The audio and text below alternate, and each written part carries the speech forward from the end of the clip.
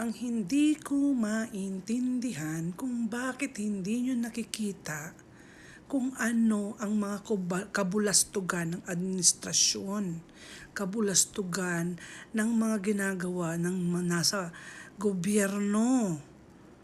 Ang lagi inyong nakikita ang mga Duterte.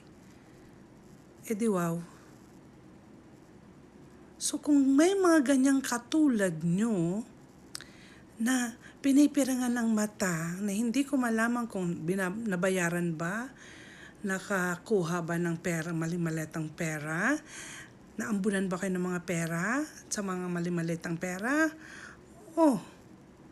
kaya hindi nyo nakikita kung ano talaga ang katotohanan na nangyayari sa bansang Pilipinas. Diba?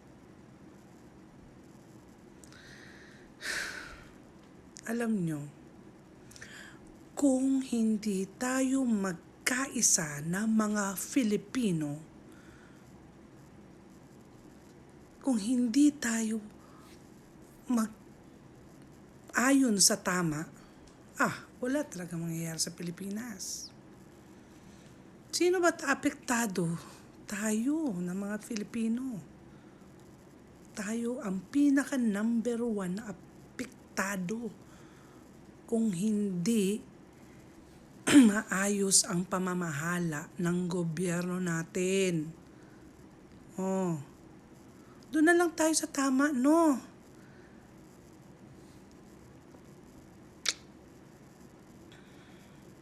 Ako, nakaka-stress, sa totoo lang, na lagi kami naririnig, nakikita sa mga sa TV, social media, naririnig mo yung mga nangyayari. Filipino citizen tayo. So, ibig sabihin, Pilipino tayo, dyan tayo sa Pilipinas, taga-Pilipinas tayo. Kahit anong sabihin natin na hindi tayo pwedeng makikialam tayo dahil Filipino tayo. Hindi lang tayong apektado, yung mga anak natin sa mga darating na panahon.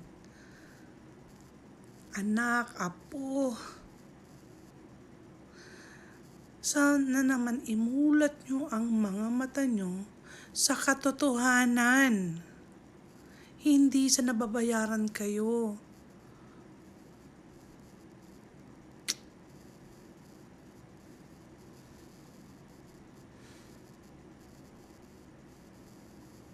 Ewan ko.